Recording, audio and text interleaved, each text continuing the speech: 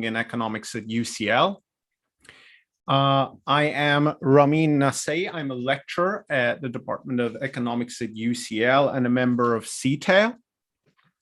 Before we start, I would like to let you know that this event will be recorded and live streamed on YouTube.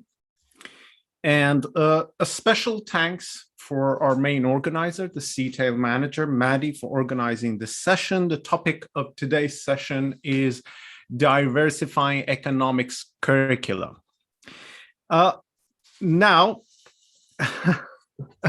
basically diversifying what we teach to a next generation of economists. And I couldn't wish for a better timing for this session. You know, the Nobel Prize was announced on Monday. And whenever this happens, soul searching starts in the profession. You know, the profession starts to reflect on its self. You know, what kind of discipline is economics? Is it a science? Is it value free? Who are we? Are we doctors? Are we dentists? Are we plumbers? Are we engineers? Are we ideologues? And what have we achieved so far? And all these discussions, I think, have implications for our economic teaching, for the design of economics curriculum. What are we going to teach to the next generation of economists? And what would be their purpose? And so this topic, this whole discussion would relate to the recent discussions on decolonizing and diversifying economics. And this discussion has two aspects. One aspect is diversifying or decolonizing economics research, and the other one is diversifying and decolonizing economics pedagogy. And today we're going to focus on the latter. You know, how can we diversify economics pedagogy? And that has different aspects itself, you know, diversifying the curriculum, diversify the way we teach, diversify the way we assess. But just to clarify the scope, I mean, we try to narrow down the scope on diversifying the economics curriculum, what we teach to the students.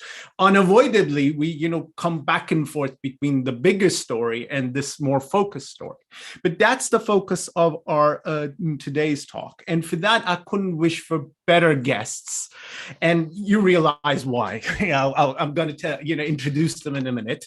So our first speaker is Dr. Ingrid Harvold Congraven. And she's a lecturer in the Department of International Development at King's College London. Her research is interdisciplinary, doing research on development economics, international political economy, economic history, and development studies. She is the founder, editor of Development Economics blog, and she is the co-founder of the Diversifying and Decolonizing Economics Initiative. And she also is the coordinator of Association for Heterodox Economics. So welcome, Ingrid. And our second speaker is Carolina Alves, Dr. Carolina. Hi, Carolina. And she is the Joan Robinson Fellow in Heterodox Economics in University of Cambridge, Girton College. Her research, again, is very interdisciplinary, cutting across development economics, international finance, and political economy of finance. She's part of the Cambridge Social Ontology Group, and she, like Ingrid, is active in Development Economics blog, and she is also co-founder of Diversifying and Decolonizing Economics Initiative. So welcome to you both. Let me kick off with a very broad question. Let me start with you, Ingrid. So kind of broad question. What's the problem? You know, does our economics curriculum lack diversity? And if yes, in which aspect? So whenever we're talking about diversity, you know, diversifying, we should also think about lack of diversity. So do we have a lack of diversity? If yes, where? And is that a problem? Thank you. And thank you so much for having me. I'm very excited about this discussion. It's really important and great that, yeah, you're having this at UCL. and that there's so many in the audience. So I'm looking forward to the discussion afterwards as well. So yeah, great question. Is there a problem with diversity in the curriculum? And I think I like the way you frame the question, because I mean, yes, there is a problem, but we don't want diversity just for the sake of diversity. It's about that the field actually is very exclusive and hierarchical, and kind of breaking that down means bringing in diversity. So that's kind of the entry point there. I think it depends on where it's taught. I think generally in a lot of places, and like the sort of most used textbooks and like the most standard curricula are very narrow in two key ways, I think. One is the perspective that's taught. So, and economics used to be a bit more open and have more like competing theoretical perspectives. You would be able to teach like or learn Marx at Harvard in the 1940s with like Paul Sweezy. Now, you're not going to find Marx in a mainstream economics curriculum. Same with Keynes. There are like, have always been exclusions in the economics discipline. Don't get me wrong, those are still, white European men. But still, there used to be a lot more openness in terms of perspectives, and there have been like narrowed down since the 70s. The economics discipline has become a lot more narrow. Of course, there's still different topics and disciplines, but it's become more exclusive and hierarchical. So bringing in diversity in that to like challenge that problem would mean to bring in different theories coming from different theoretical traditions, different approaches to economics that come from across the world that exist, but on the periphery, in heterodox economics. But then there's also the issue of authors, and you'll see that a lot of the most popular economics textbooks are written by professors at elite universities in the U.S., which is a problem. A lot of syllabi are written by people of particular identities from particular locations, based in particular places. So I think that is also a problem, but for different reasons. So. Like, for example, like when I came into economics, I've never been taught by a woman, for example. And I think that like when I came into economics from development studies, actually, I noticed that there was like, rampant sexism in the economics field. And I think a part of that has to do with the fact that like we had no authority figures that were women, basically. So like my peers, were never taught by a woman either. So I think in terms of having like, what's on the curriculum also, and who teaches also defines who is an expert. Who do we think has knowledge? And if you look at like most mainstream curricula, you don't see a lot of women. You don't see a lot of people that are not white. You don't see a lot of people that are from developing countries. So that's an additional problem to the issue that there is a lack of diversity of perspectives. Of course, they're interlinked as well, because I think people from marginalized identities also tend to see the world differently from like the mainstream. But they're also, I think it's also sometimes good to separate them, because they're also, the way we address them would be different. Exactly. So we're going to talk about each of these aspects you listed in detail, but let me go to Carolina. Carolina, why should we care? What's the problem with this lack of diversity? Yeah, well, I mean, to follow what Ingrid has been saying, like the implication of this lack of diversity, which, Ingrid has, what Ingrid is saying is basically we lack of diversity in terms of identity, we lack diversity in terms of theoretical and methodological approach, and you lack diversity in terms of which scholarship is valued in a field. So basically that reflects what Ingrid has just said. And the implication from, let's say, these three lack of diversity is in a field can be, for example, in terms of perspective, which Ingrid has already explained very well. But if you think, let's bring one specific example regarding the lack of diversity of identity, right? So, which then leads to not having a different perspective on the same issue that we're discussing. And I like to mention here a study by May McGarvey and Wapples from 2014, which I can put in the chat after, where they are looking to the gender of those making policy and how that matters, because male and female, they have different policy preferences. And I like to mention this study, but I also like to be very careful that you shouldn't stereotype what is just specific of women and is specific of men. But it's interesting that they are looking to the American Economic Review members and looking to, for example, the preference regarding mandating that employers provide health insurance. So then that female economists are more prone to support that and male economists are not. So that's why in that case, focus on the lack of diversity in terms of identity, in that case, gender and the lack of women, we are definitely missing out in terms of having different views on the same issue. And if you move, for example, to the lack of diversity in terms of which scholarship is valued in the field, which is something that Ingrid was also discussing, we can think this is basically related to the Eurocentric future we have in the discipline. So you can look again, there's a study by Das et al., where they are looking to the geography of academic research. And they're looking at what has been published in the field. And it's interesting because they argued, although we have seen a wave of globalization since the 1980s, we haven't seen this globalization in terms of publication.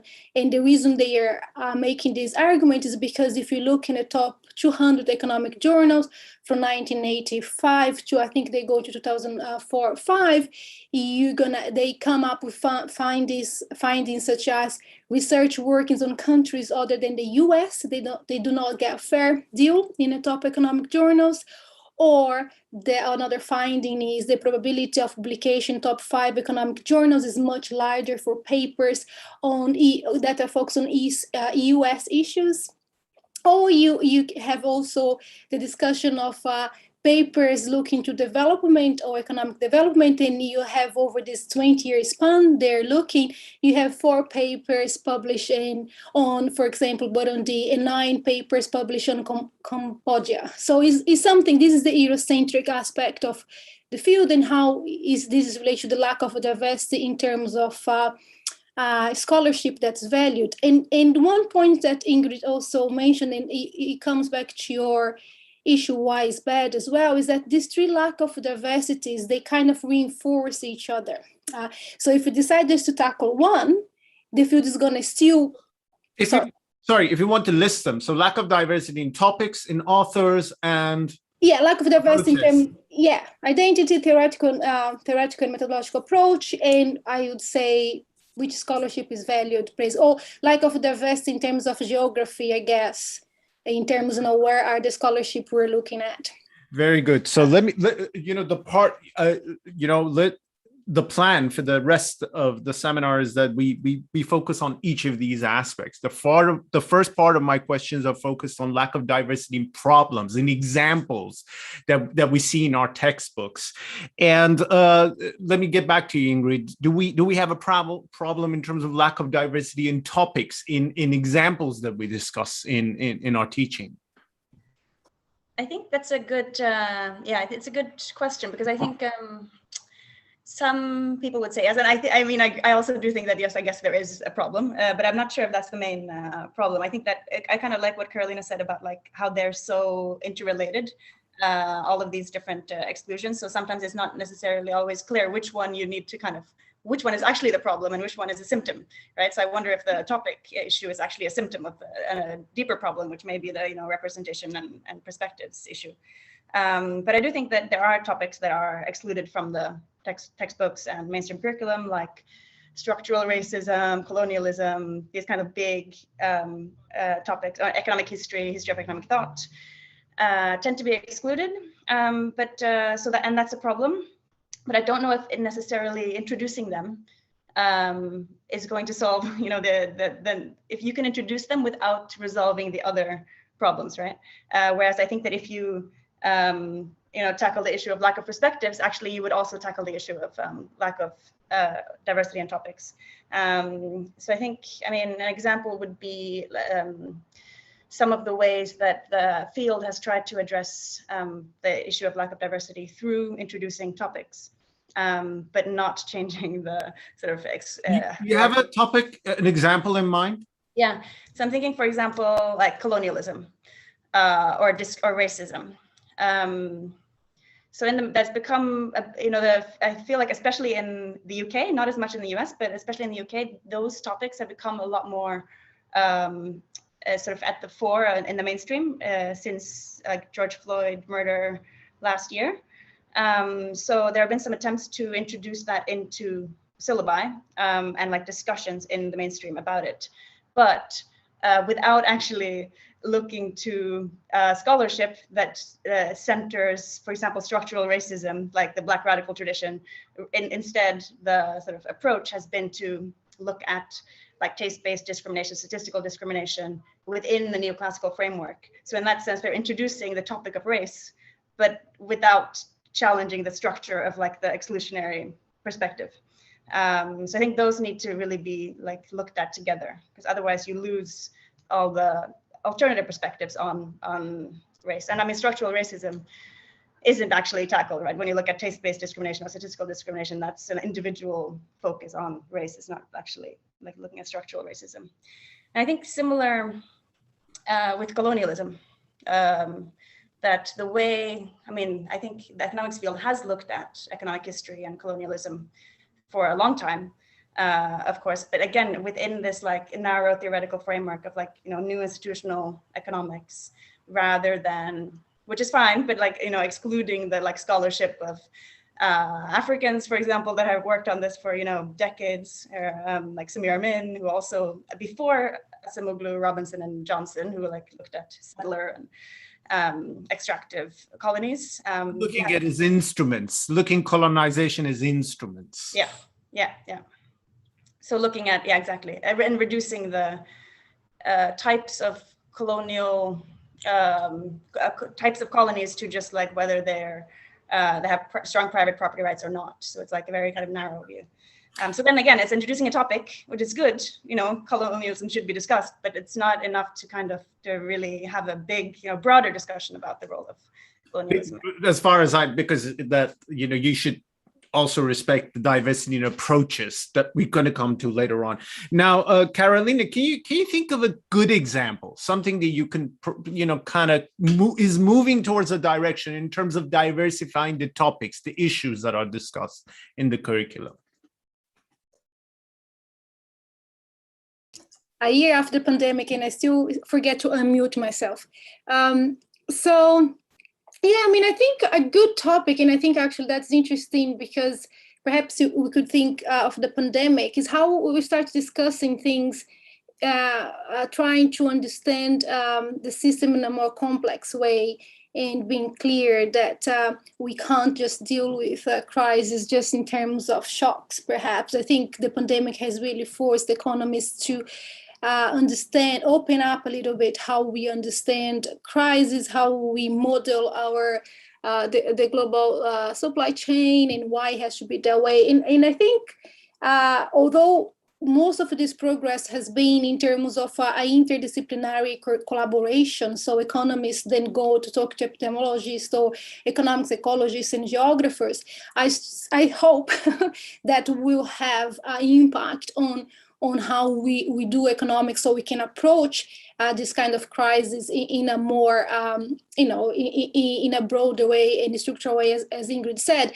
And I think Ingrid is also right here in terms of what is a symptom and what is actually the cause when we think about, how to include topics and why topics are excluded. I think I would go back to this because I think it's important we highlight that, and obviously Ingrid and I have the same view on that, because there are topics that, if you approach within the mainstream settings, they are always going to be seen as these external shocks. And I think the pandemic, and hopefully more discussion about complexity, has showed us that economics is mainly about processes. So when you think about climate change, inclusion, these are processes. These are about, this is about talking about complex system and dynamics process that very often can't be captured by, the math, the algebra, the arithmetics, or some of the models we relied on. So I think the point here is, if we it's like if you have a straight jacket that emerged from the main methodology we use in economics, that then stop us from having more diversity of topics in our field. So economists will struggle to discuss social arrests and violence and conflict because our main framework is not going to allow us to do that. Or even the idea that we have to deal with crisis-prone kind of system instead of shocks. Or even the discussion of, which has been very interesting, the long-term analysis when it comes to economic growth and the advice regarding that. We don't have that in our main macro DSG kind of analysis. The question of forecasting and prediction, topics you can't really go for it. Or the question even now, that's very now a topic that is on the news, the leveling up kind of discussion.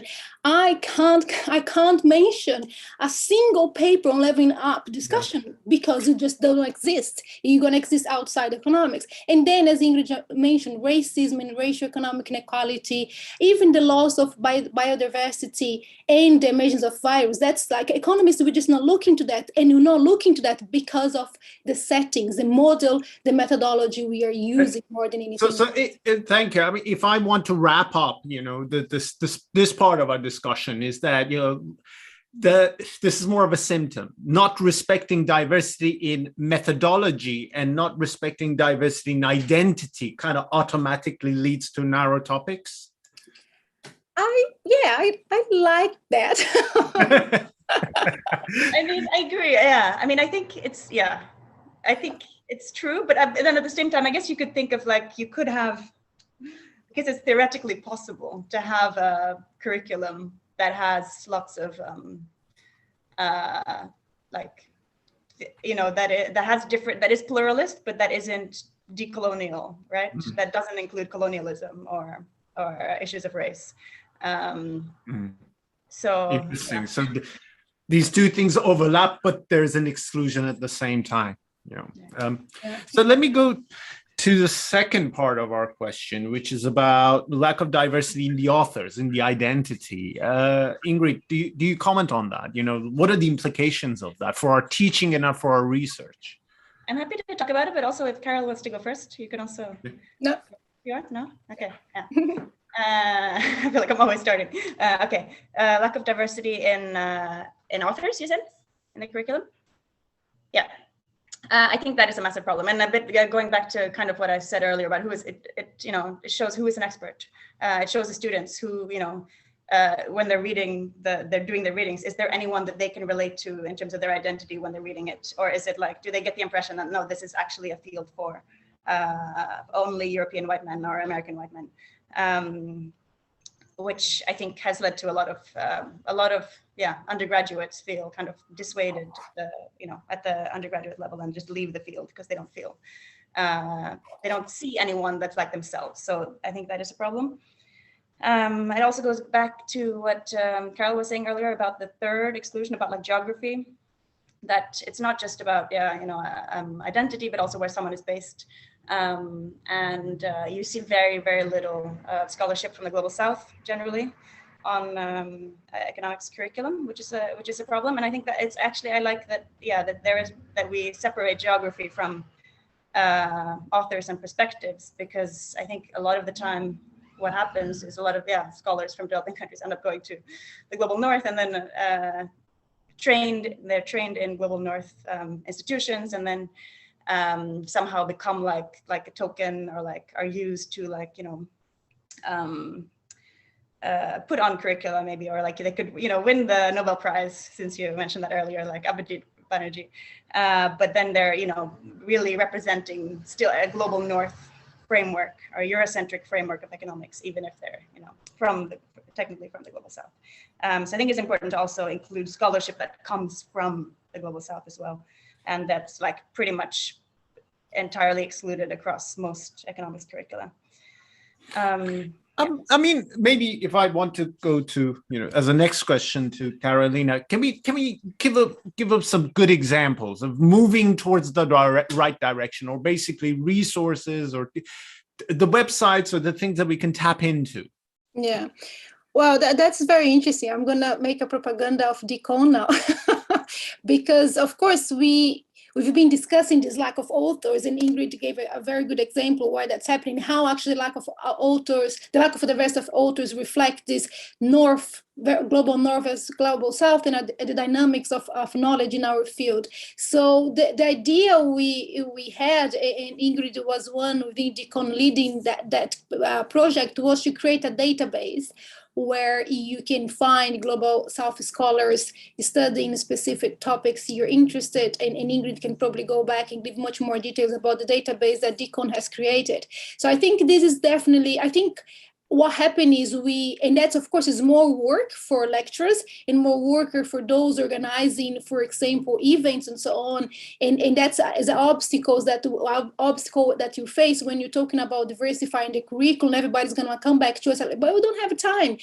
How we do that on the top of our, all our workload? So the database that DECON created was literally trying to come with a place where teachers, lecturers teaching economics can go there and have more access to authors from across the globe that are tackling the same issues they are.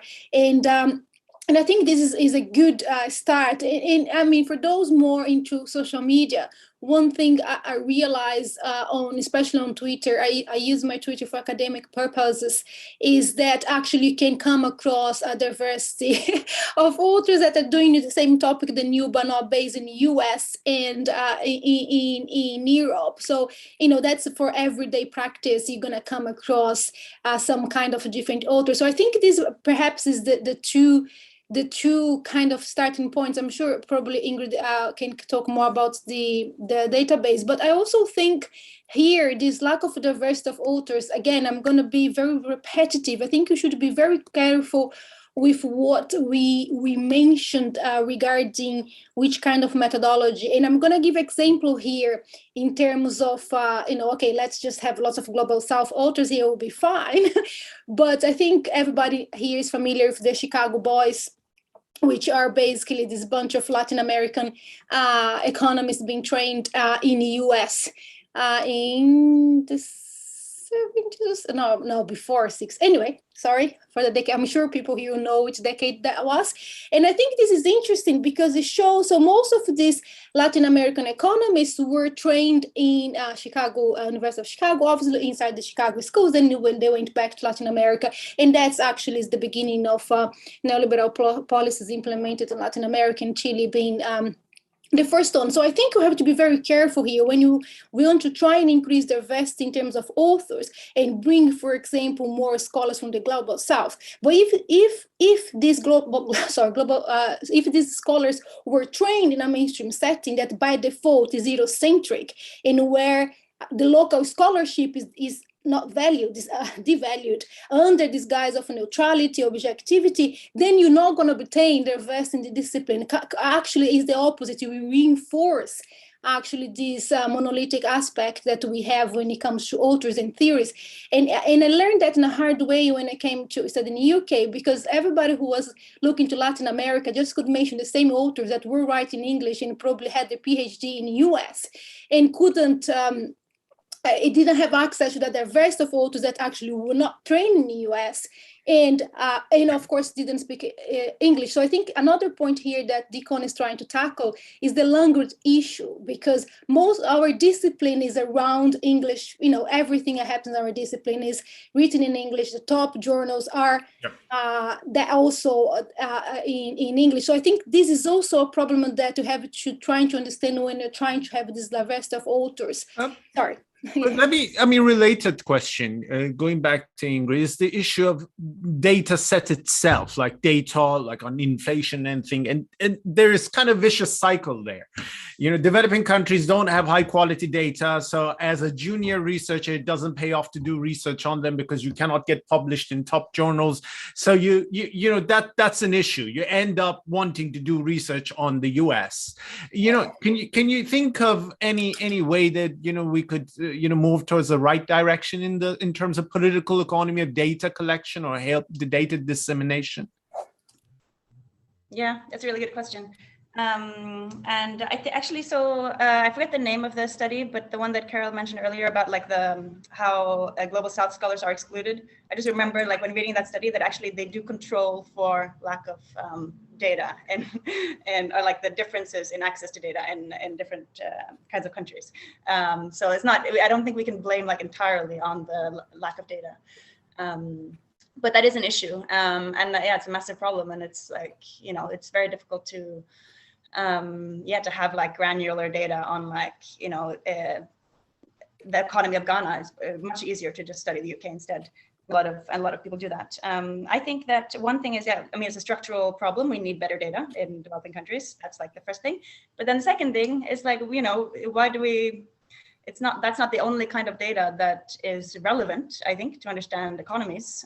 There's also, you know, you can do field work, you can do qualitative research, which a lot of people in other disciplines do that study developing countries' economies, but don't use data. So I think that's, I mean, the data set issue is like, yeah, if you need fine granular data, then yeah, that's a longer term issue, right? A lot of development economists are going to developing countries and collecting their own data through experiments. So, you know, that's one way of sort of creating more data, but that also has its limits because they're using a, you know, very particular type of framework when they're doing that. And it's also kind of a Eurocentric way of approaching development economics in my view. So yeah, I think it's kind of, sorry to interrupt, a related question from one of the audience. I mean, like, if most of the discipline are, you know, Anglo-American, you know, how to convince them to change? Yeah. Yeah. I mean, this is a problem of power, right? I mean, if most of it's the hierarchy and the people on the top are, you know, they don't want to not be on the top. So I think it's a political issue that's why I don't think we can convince people at the top to, you know, voluntarily just change. It's not going to happen. It's like a battle, which is why we have these discussions, which is why we created Decon, right? It's like an activist academic organization that is raising the issue, trying to raise awareness about it among academics, and getting pushback and criticism because this is a political issue. So I think it's a great question. I think, yeah, we can try to convince, because I do think that on the one side, yeah, it's about fairness, it's about justice. But what's the weakest? Sorry to interrupt. What's the weakest, chain? Because as Steffi wants to, if we want to change political dynamics, where to start? Carolina, do you have any thoughts on that? Well, I'm gonna make a use of history here to because I've been thinking a lot about that, and I think, you know, we kind of the way we know the discipline, how the discipline started having space in universities, which is very recent, and it dates back to Marshall, beginning of the last century. What happens is we have a very specific focus where the discipline was kind of happening, which was in UK, specifically in Cambridge, and then how this focus shift to America. So there is something that Miroski discusses very well and others, which is Americanization of the discipline, which comes with also this more sociology of the profession, who is going to be be the editors of top journals, which journals will become the top journals, and which kind of research you have to do to be in these top journals, and how when you want to get hired by a top department, they're going to look into this top journal. So there's this, I think the journal kind of hierarchy, for me, the more I read about the history of how Cambridge lost its power to America, and I think there's something there about something related to the sociology of the discipline, which is related to what Ingrid made very clear, which is power. So how we look into this journal, how we look into these editorial boards, and how we tackle that. There are a few editorial boards now that have been very concerned about that, trying to get more scholars from different backgrounds, for different geographically based in different parts of the globe, which I think is a definite beginning, which goes back to our initial point, different perspectives. And I think the last point, so I think journals for me in our field is the main point, which is related to funding. But the more I try to work out funding, I see that funding applications, when they've been assessed, they also take back to where you're publishing. So in a way, we go back to journals. And I think the last point here, I mean, very quickly, is what we have in the 1990s regarding the question of globalization and how the American way of doing economics was somehow spread across the globe through textbooks. Like, I am in a generation, so now I'm going to reflect my age a little bit, where I actually have 4 years BA in economics, not reading a single textbook. And it was just amazing. So textbook actually came to Brazil in 2004 when I was finishing my undergrad. And that was amazing. So the textbook kind of contribute to that kind of hegemony in the field. The straitjacket.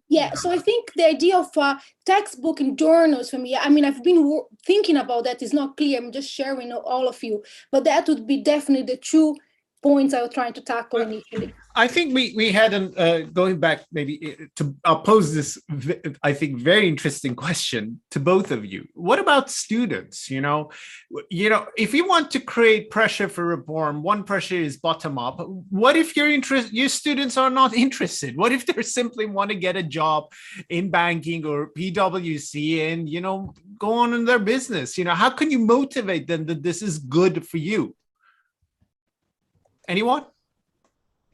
So I just put a comment in the chat about the student movements because I mean, of course, sure. Some students are not interested, fair enough. They just want to work in a bank, no problem. But I mean, I don't know, my engagement with the student movements has been like, I mean, they're the most inspiring people ever. They really want to change the discipline, right? And they're like mind blown when they learn about alternative theories, and they like cannot believe that all of these critiques or, the alternatives that they like have never learned. Why they're interested, Ingrid? I'm genuinely, why they're interested in this?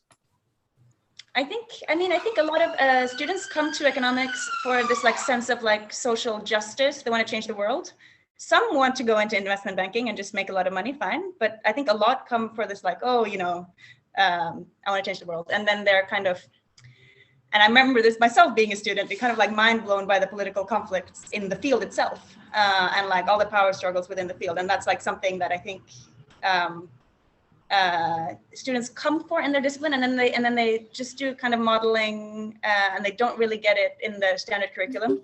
And then, so I think they're thirsty for it when they kind of meet it in, I don't know, they come across it on like a blog or a Facebook group or somehow like maybe a webinar, maybe, maybe a student is mind blown right now. I don't know. So I think, I think that's my feeling from talking to students, but there could be a variety of reasons, of course. Let me pause here and just mention, I'm happy to open it to the floor for any questions or discussion. You can either put it in the chat or raise your hand. You can open up your mic and ask questions. So let me, in the meantime, while we wait for questions, let me just to do a wrap up. So far, in the first part of our discussion, we talked about lack of diversity in the topics, an example. Then we went on to talk about lack of diversity in identity and geography. These two things are related. Something that we didn't touch up on exclusively, it might come up later on, is the lack of diversity in methods. There's, there's always this denial that there's only one way of doing economics. But let me see, are there any questions? Anyone would like to raise their hand and open up their mic and ask their questions? Anyone from the floor, or you can pop in chat. Any questions? So let me go back to the issue of, this is interesting. This was actually submitted by one of our audience. How can you diversify and keep the rigor?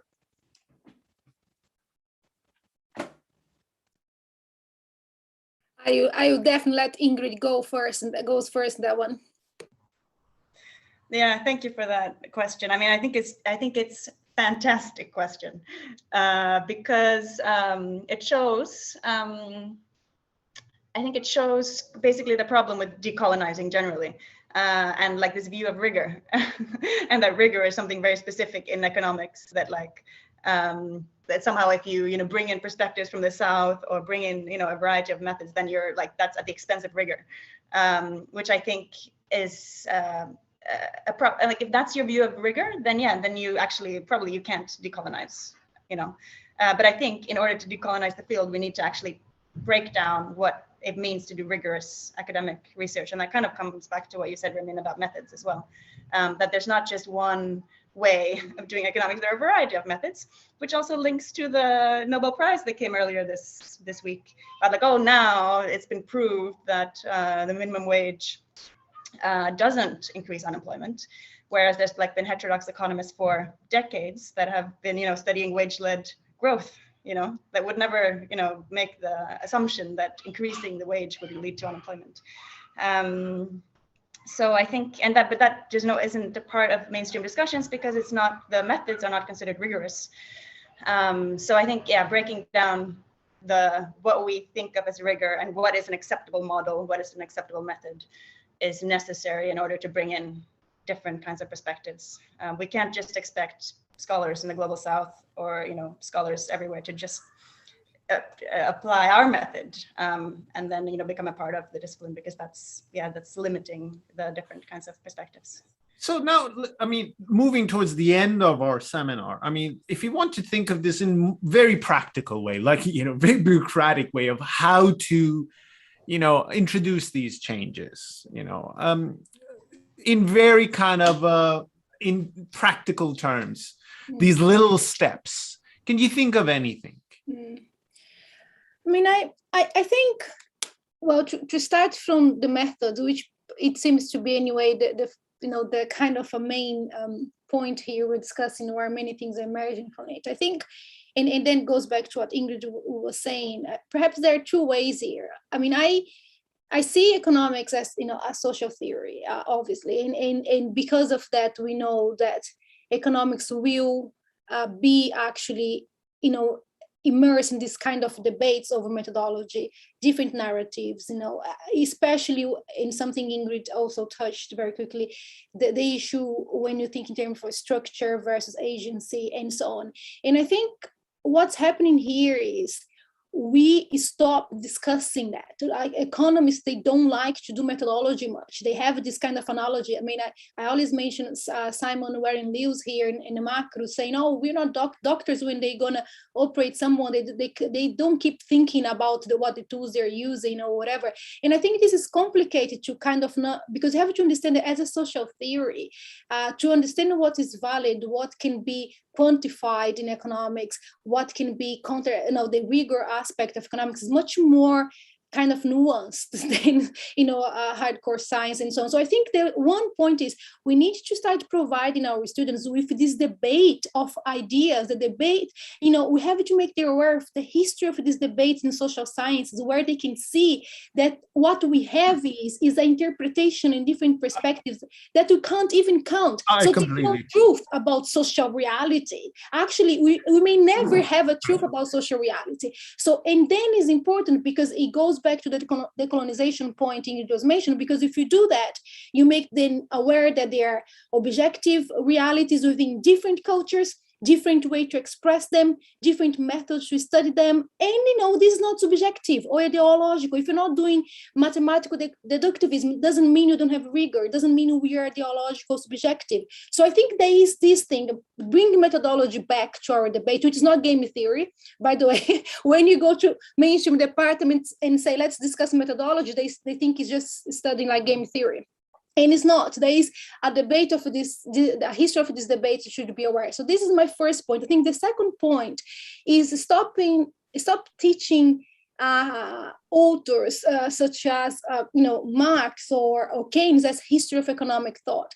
I think if you have a topic that, for example, growth, what we have to do to our students is show them that there are different perspectives to growth in how we understand growth. So because then you give them the tools to deal with this diversity of ways to approach on product. So I think Yeah, sorry, yeah, that's No, it. no, I completely agree with you. You know, fix the biography, the story that the profession tells about itself. Yeah. And also stop putting many of these authors in museums, you know, treat Yeah. them as, you know, like, you know, Because they're that generate misinformation as well. You know, people. The one thing that it really, and I use the word annoys me because it's true, is that idea of evolution, economics. Exactly. Why we teach our students like this is because this is the best I theory mean, available. before we getting, sorry to, yes. Yeah, well, like if it was a linear evolutionary process of ideas, which is impossible in any field, but let alone in a social theory such as economics. So I think if you start, we have to stop that, because then students themselves, by the time they're, especially the ones that will follow the academic path, they are looking to authors such as, this was that Marx's view, is just like outdated, or Keynes' views. Sorry, I'm just thinking about these two authors right now, but they're a series of work developing from these authors that are not taught in the mainstream curriculum. So obviously they think that the only thing you can learn from Marx and economics is what was written in the 19th century. And you don't follow the development of authors doing the work afterwards, and then creates a misinformation and a myth that, all these theories are outdated. Before I go to Ingrid, let me just, misuse this, my position, and just share my own thoughts. I think kind of the economics suffer from the end of history issue. They think that all these debates about methodology is over and we have come to the right methodology. But let's pause, think about the Nobel Prize. The Nobel Prize last year was given to people who were doing randomized controlled trial. 30 years ago, this methodology would be considered as insane. Doing experiments, are you out of your mind? But the methodology in the field is evolving, right? So we shouldn't really think of these methodological pluralism as something that has been settled. No, it's ongoing. We even see it in the Nobel Prize for this year. Ingrid, any thoughts on that? I think that's exactly right, and I think it goes back to what we were kind of talking about earlier about how there's the power struggle in economics, and I think what the dominant people at the top of the hierarchy have been extremely smart, because they're presenting economics as basically what you're saying, end of history, finished business. We have come up with the best economics that we're like fine-tuning. Everything else is history. But actually, no, these debates are ongoing. There's lots of Marxists and Keynesians and institutionalists and dependency theorists and, people across the world doing different kinds of economics currently, like right now, today. So it's a big debate. And I just wanted to go to, there's lots of great questions in the chat, and I really liked what Stefania said actually about understanding ourselves, which I think is really important, which also comes back to your question earlier, that I didn't touch on yet, which is about what do you do? Like what are the concrete things? And I think, and we've been discussing this in Decon with Carolina as well, about like, how do we change our praxis? And like we're trying to come up with guidelines. It's ridiculously hard because there is no one way to decolonize. So we're like, coming up with questions that you need to think about, which are like about, I think it's like challenging ourselves. Like, why do we think the field needs to be taught in this way? Is there an other way to teach the field? And there is, it takes time, and it, like I know Jeff was asking in the chat, one of the big problems is time, which is like, the academia just puts so many restrictions on us, so it's hard. But I think opening up the way we think, like challenging ourselves, actually is key to decolonizing and diversifying. And there isn't like a checklist that you can just go through and like, do. And because I've had like several colleagues who have like come up to me and been like, hey, I really need a woman author on my course.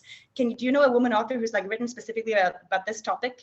And they have like a very concrete, narrow topic that they, have a male author writing about.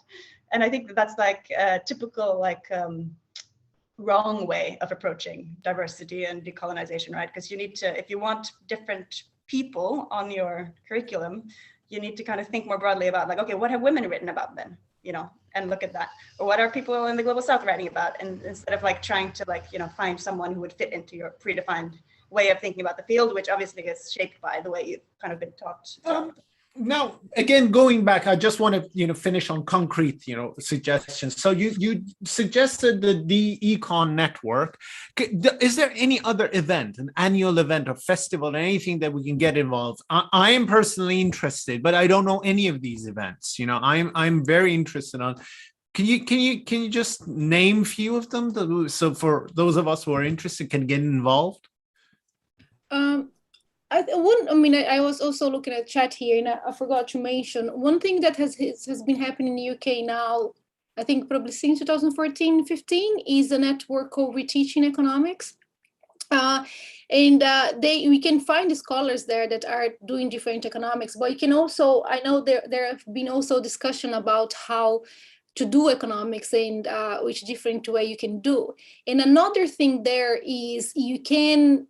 I don't know how is the website now, but when I was trying to get involved, one thing that came to my mind is how to make available syllabus from these scholars. So if you see the scholars there, you can contact them and ask for share the syllabus. And the Union of Radical Political Economy has a fantastic website where all these syllabus are available, like on economic growth, on macro, on micro, and how to teach that from different perspective. It would be good if you could send, because there will be a blog post. Sorry, I put here an website. So I think Jeff Power, which is one of the reteachers, I think he has put the Reteaching Economics website here, but I add the Union of Radical Political Economy here, and then people can have a look at that.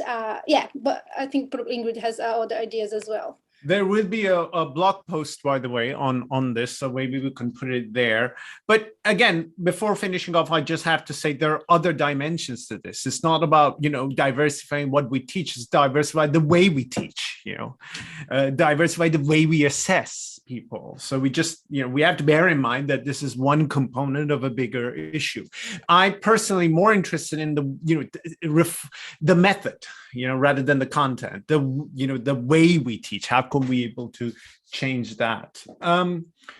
Can I just mention one thing that came to my mind very quickly? I found out this weekend, and is regarding to concrete solutions.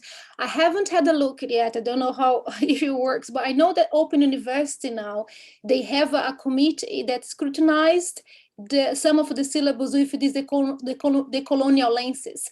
So in a way, the scholars put in, the lecture, the academic put in a syllabus together. It can run that syllabus through this, committee to then help them to achieve a more balanced kind of approach. So I don't know, I haven't got much information of how efficient that's going, if it's the right way to be. But I think in terms of this question of time, we never have time. Perhaps departments could wonder if it would be interesting to have a committee that perhaps even with external members and from different areas and different disciplines, we can actually look into syllabus. I honestly, it's just brainstorming, because I know they're doing, but I haven't been able to really follow that up. Before going to the final thoughts, let me just do a bit of advertisement for our next seminar. This would be, I think one of the highlights. Thumbs up, you can see my screen. Oh, it's the conversation with star TAs, right? Yeah.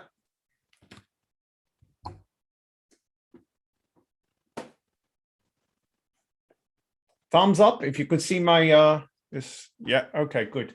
So the next seminar would be a conversation with star TAs, a view from the trenches. I actually see this, doing more as, in a way, decolonizing and diversifying economics, giving voice to the people who are at the trenches, and and just to know their perspective on things. So our next seminar, which you can, I'll put the link in the chat and you can register, is about this bottom-up view, the view from the trenches. And they've been to a very difficult year, the TAs, so I'm pretty sure that there is a lot to learn from them in terms of building lasting teaching thing. Now, final thoughts, Ingrid. There's so much more to say, so I don't know. I mean, I think one of the key things that we can do is to have these conversations, because, to figure out like how to help each other and how to think about how to open our own minds and like think differently about how we teach, including what you were saying about method. Like I really think that also warrants maybe a whole other hour of discussion. So I think, but one of the key things is raising awareness, right, as we kind of talked about in the chat as well. So I think, yeah, thank you for organizing this. I think this is something that conversation continue. Carolina, final thoughts? Yeah, I know. Yeah, thank you. Of course, this kind of forums is very important. I think perhaps 2 points. One is regarding how we should be aware of the difference between diversity and decolonizing the field. I think economics is finally have its moment to talk about decolonization, which other fields such as philosophy, international relations are doing since the 1970s, but we economists, we managed to not get into this post-colonial kind of discussion. So now we are finally having this opportunity, and we see many departments thinking that this is just about diversity, it's just about, let's bring global scholar, BM scholars in, and you're gonna tick that box of decolonization is not quite that. Decolonization, as we talked here, it involves to tackle the Eurocentrism in a discipline which by default we have to challenge a discipline methodologically, which is its idea of neutrality and objectivity, which then is a hard debate to have. But if we will take decolonization seriously, we can't avoid that debate. And I think another point, I will follow what Ingrid said about being, the self-awareness. I think this is very, very important. As was mentioned before, we need to have, this a clarity about, how social knowledge is constituted, how it happens, the forces shaping and regulating this knowledge. We have to be aware of that and how these forces operate, because once we are aware of that, we can understand how sometimes this constitution of knowledge involves the power, involve a narrative of power, where all the structural inequalities that we see in society are not really discussed. So I came across a term a while ago when reading about that, which is a sense of epistemic privilege. So we have to be self-critic vigilance regarding our own approach. And I think this is what Ingrid was mentioning before as well. And be very clear that there are alternative narratives that we should be aware of as a researcher. I think this is so be, this kind of self-critic, vigilant kind of approach is really important. But it is the initial steps, the very steps, as you say, the profession is waking up, and, as evidenced by, today's seminar, a lot of interesting things are happening and a lot more needs to be done. So thank you both for the very exciting, dynamic conversation. And don't forget to register for our next seminar, and pleasure having you as guests. Take care. Thank you all. Thank you very much. Bye-bye. Take care. Bye.